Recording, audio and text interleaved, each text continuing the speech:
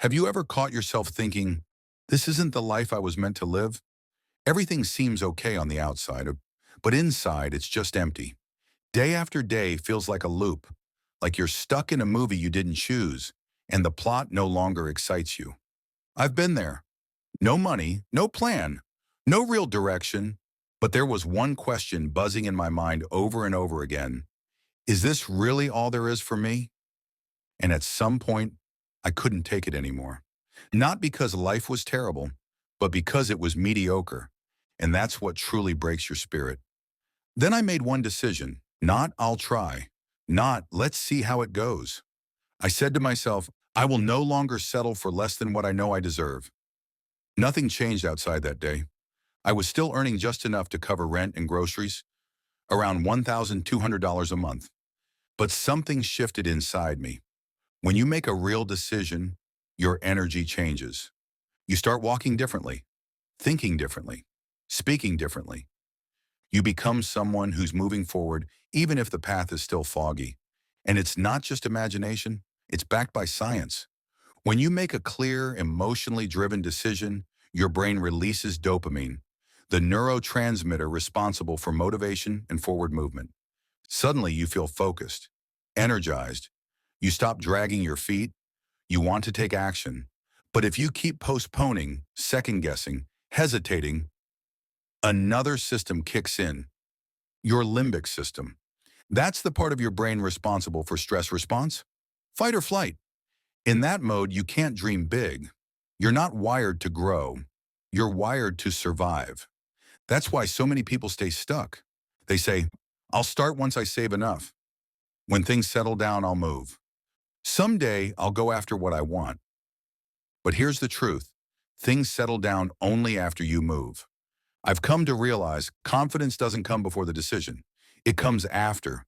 You don't get the map first. You draw the map as you walk. It's like jumping into water. Scary at first, and then natural. You can't try on your future life before committing to it. You have to step into it, blindly but deliberately. You might ask, so if I decide, does that really change anything? Yes, it changes you. And when you change, everything else eventually follows. You're not just a passive observer. You're the source. Life doesn't happen to you. It responds to you. If you're constantly thinking, I'm not ready, I'm not good enough, this isn't for me, you'll keep finding proof to back that story. But if you start projecting, I'm worthy, I'm ready, I'm moving forward, life will show you a different reflection because you've shifted the signal. This isn't magic, it's biology. In your brain, there's a system called the reticular activating system. It filters what you notice in the world. Focus on fear, and you'll see more reasons to worry. Focus on possibility, and you'll start spotting opportunities you never saw before. You are like a radio receiver. You can't hear jazz on a frequency tuned to static. You have to change the channel. How? Through daily habits. 1. Visualization. Every morning, imagine yourself already living the life you want. Confident, purposeful, free. Your brain doesn't distinguish between imagined and real. It builds connections either way. 2nd, affirmations. This isn't fluff, it's rewiring. Say it. I'm capable. I deserve better. I choose growth. Do it daily until your inner critic gets replaced by your inner coach. 3rd, written focus. Take 1 minute each day. Write who you are, what you want, and why it matters. Clarity equals power. 4th, environment. Look around. Who do you talk to every day? Do they lift your thinking or limit it? Sometimes what you need isn't motivation. It's a new environment. I know this works, not just from my story. Recently, a young guy told me he did one thing for 30 days. He sat each morning and visualized himself working in his dream startup. No connections, no plan, just focus. 3 weeks in, he got an unexpected email. A month later, he interviewed. 2 months later, he moved to another state and started the job. He said, I just stopped sabotaging myself. I finally started seeing the path. That's the pattern. Decision creates movement, builds attention, reveals reality. You might still be thinking, what if I go for it? and it doesn't work out. Better question, what if I never go for it and spend my life wondering what could have been? Regret doesn't come from failure. It comes from not starting, from ignoring the voice inside, from silencing your calling because it didn't feel safe. You don't have to be perfect. You don't need a 10-step plan. You just need to be honest with yourself. If you feel the calling, you owe it to yourself to follow it. That whisper in your gut, that's your future. And it's louder than your fear, if you let it be. One of my favorite stories is about Sir Edmund Hillary, the first man to summit Mount Everest. When asked how he did it, he said, "I wasn't sure I could, but I decided to climb. The rest figured itself out." That's how it works. You don't need all the answers now. You need the first step. You build the road as you walk. So here's my challenge to you. Pick one goal, not five.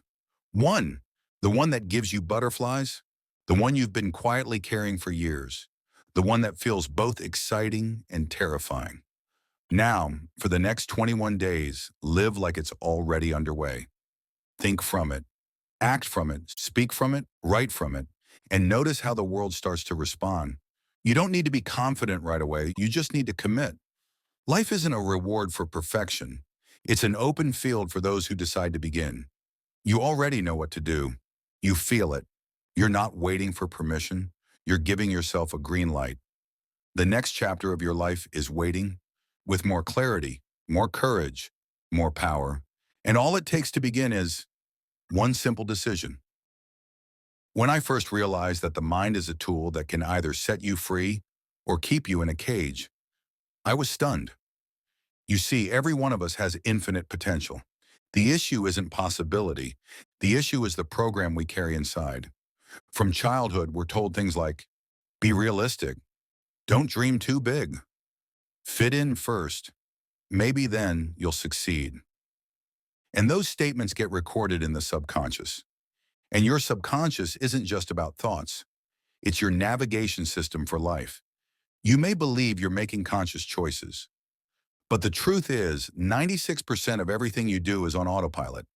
Your reactions, emotions, decisions, they don't come from logic.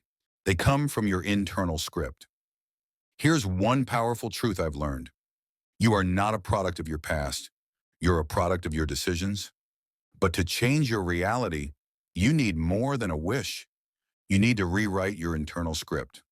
We live in two worlds, the outer, filled with people, events, money, and circumstances, and the inner, filled with thoughts, feelings, images, and beliefs. And it's the inner world that shapes the outer. You may feel like things aren't working out, but change the image inside, and your world will begin to rearrange itself. This is how it works. 1. A thought is the cause. Second, emotion is the fuel. Third, action is the effect. Fourth, result is the mirror. You can't reach a new life with old thinking. You can't live in abundance while thinking from lack. You can't build something great if your dominant thought is, what if I fail? I always say, you become what you think about most of the time. Not once, not sometimes, but consistently. The problem is, most people spend their time thinking about what they don't want, and then wonder why that's exactly what they get. Thoughts are commands. Your subconscious doesn't understand no. It just executes. Say, I don't want debt. You focus on debt. Say, I'm afraid of failing. You attract fear. But if you say, I choose growth, I move toward freedom, the subconscious will shift into motion. When you create a clear, emotionally charged image of your future and feed it with emotion, you activate the laws of the universe to work in your favor. This isn't fantasy, it's frequency alignment. You can't tune into abundance while broadcasting fear. And that's why starting every day with a mental rehearsal of your goal is vital. Here's the formula I've lived by. Write your goal, something bold, exciting, bigger than logic. Create the image, see it, feel it, hear it, live it, feed it daily. Like you feed your body with food. Act from it, even if you're scared. Faith isn't the absence of fear. Faith is acting despite the fear, trusting that your vision is real long before you see it. I've seen people rise from debt, self-doubt, and failure. not because they got lucky, but because they started thinking differently. The awakening begins with one powerful question. What if I really am capable of more? What if everything I seek is already within me? This isn't about positive thinking. It's about taking full responsibility for your thoughts. You're not a tree. You can change direction, but only if you decide within that you deserve more. You weren't born to survive. You were born to create. And every time you choose a new thought, you change your life and you inspire those around you to do the same. Part 2, imagination, money mindset, and financial thermostat. If you knew how powerful your imagination truly is, you'd never use it for fear again. Most people don't use imagination to create. They use it to anticipate what could go wrong. They build stories of failure in their minds and then wonder why life follows the script. Here's the truth. Imagination is the bridge to your future. Not fantasy, but unmanifested reality. Everything around you and every house, book, business, invention was first an idea, first in the mind, then in the world. You're not limited by what is. You're limited by what you believe is possible. And this is where financial transformation begins. There's a concept I often teach called the financial thermostat. It's not a metaphor. It's a real inner setting. That governs how much money you believe is normal for you. Everyone has one. Make more than that number, and you'll unconsciously find ways to lose it. Make less, and you'll scramble to catch up, but your results always hover around the same range. Because the inner setting hasn't changed. If you want to earn more, you don't need to work harder. You need to reset the thermostat. And for that, the first tool is your imagination. Here's how to do it. 1. Identify your current set point. How much do you earn monthly? Now ask yourself, how much do I truly believe I can earn consistently? Be honest. This isn't about what you wish. It's about what feels familiar or safe. If your current set point is $2,000 but your goal is $10,000, you don't need to figure it out. You need to build a self-image of someone who earns $10,000. 2. Build the image of your new normal. Close your eyes. Visualize yourself already living at that level. Where do you live? How do you feel? What are you wearing? What's your morning like? How do you speak, walk, decide? This is not fantasy, it's mental conditioning. And the more you do it, the more natural that new level becomes. 3. Align your actions. Now ask, how would the $10,000 version of me act today? How would they respond to emails? How would they invest time, energy, attention? How would they speak to clients, to themselves? Then start behaving that way now, not as pretend, but as practice. You're not faking it. You're training your brain to operate on a higher level. Here's what most people get wrong. They say, once I have the money, I'll act differently.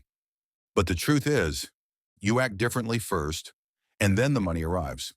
You can't attract $10,000 a month while thinking and acting like someone stuck at $2,000. You can't become a magnet for wealth while broadcasting, just enough is fine, or I don't deserve more. One question I ask myself every day is, which version of me am I activating right now? The old one, built on fear and limitation, or the new one, built on vision, faith, and action? Every single day you're making that choice.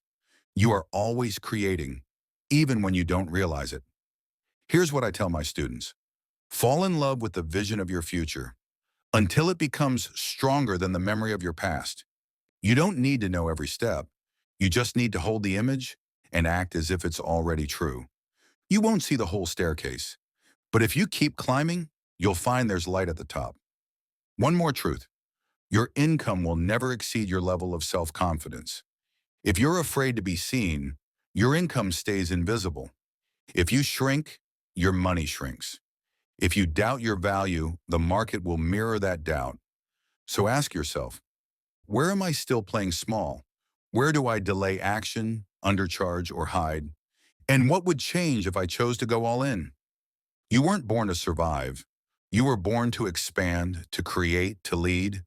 And if you feel deep inside that you're meant for more, it's because there is more, and it's already yours. Here's something I always say. You don't chase the dream. The dream is chasing you to awaken the version of you that's ready to rise.